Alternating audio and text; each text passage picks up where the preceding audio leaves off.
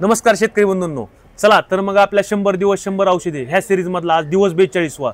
तर आज आपण GA म्हणजे जिब्रेलिक ऍसिड ह्या टॉनिक बद्दल आपण थोडक्यात माहिती पाहणार आहेत। तर जिब्रेलिक ऍसिड हे एक प्लांट ग्रोथ रेग्युलेटर आहे, जे पेशींच्या वाढीस आणि लांबीस प्रोत्साहन देणारे एक ऍसिड आहे। GA हे कमी प्रमाणात वापरून चांगल्या प्रकारे रिझल्ट येणारे, पेशींना उत्तेजित करणारे ऍसिड आहे।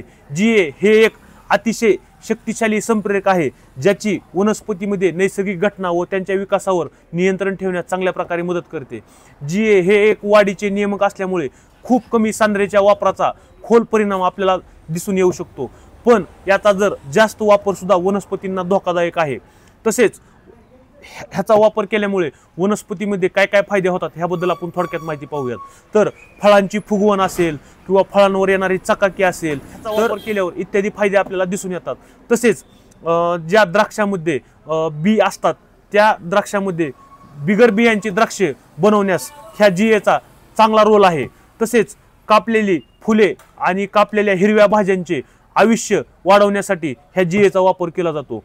तसेच ह्याचे द्रावण तयार करण्यासाठी आपल्याला थोडीशी खबरदारी घ्यावी लागते। म्हणजे काय, तर हे GA ज्यावेळेस आपल्याला विरघळायचे असते त्यावेळेस आपण कोमट पाण्यामध्ये ही GA विरघळून घेतल्यानंतर आपल्याला चांगल्या प्रकारे रिझल्ट आपल्याला फळावर किंवा पिकांवर पाहायला मिळतो। तसेच मार्केटमध्ये आपल्याला 1 ग्रॅम, 5 ग्रॅम, 10 ग्रॅम, 25 ग्रॅम आणि 50 ग्रॅम एवढ्या पॅकिंगमध्ये ही उत्पादने आपल्याला मार्केटमध्ये उपलब्ध आहेत। किमतीचा विचार करता 1 ग्रॅमची किंमत 40 ते 45 रुपयापर्यंत आपल्याला मार्केटमध्ये भेटून जाईल। आणि ह्याचे प्रमाण पाहता 1 ग्रॅम 100 लिटर पाणी एवढे प्रमाण तुम्ही ह्याचे GAचे वापरू शकता।